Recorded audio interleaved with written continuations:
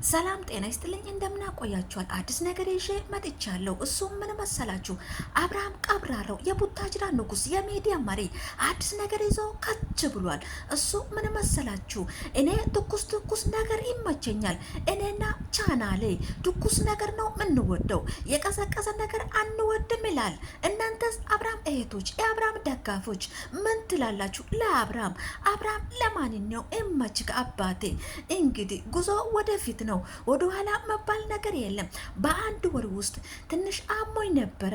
ቻናሉም ሆነ ሚዲያውም ሆነ ትንሽ ቀስቀስ ብሎ ነበረ። እኔ አሁን ጀምር ያለው ሚዲያው በአንድ እግር ይቆማል።